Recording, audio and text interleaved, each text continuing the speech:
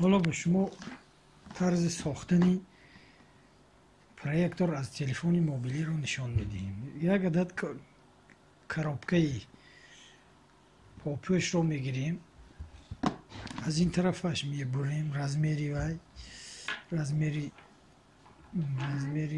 لینزه، یک عدد لینزه که رزمیری ما داریم، لینزه رزمیری منیم، بعد میگیریم اینجا نصب میکنیم.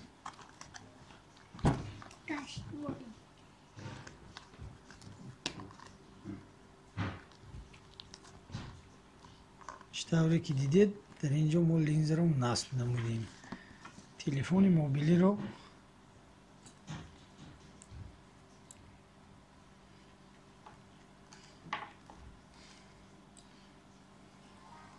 گرام میکنیم.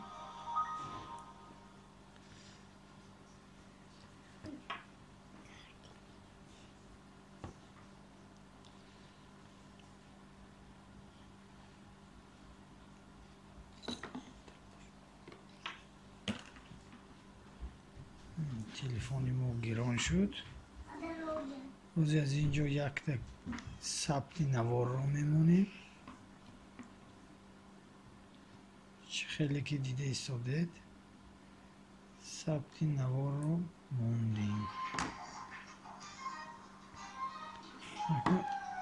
تلفن رو در داخلی کارابکه میگذاریم. چطوری که دیدید از اینجا ریگرافکه میکنیم، پیش قفا چه خیلی که کلام مایده در رای میشود، نشان میده در دیوار. حالا ما به شما پوره نشان میدیم.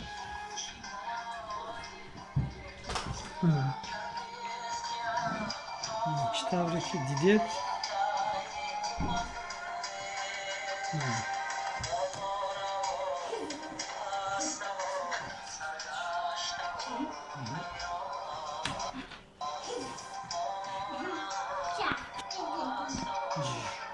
طوری که دیده ایستاده دیده از پروژکتور ساخته ما و دیوار نشان داده است.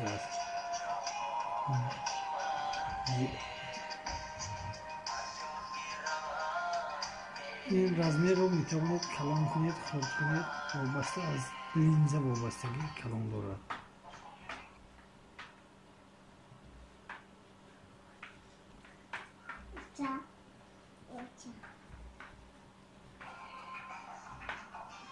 زیر رزمیر مایده آسته آسته رزمیرش رو کلان میکنیم. خانه رو سوید رو خاموش میکنیم. پروژکتور تاجیکی ما آماده شد.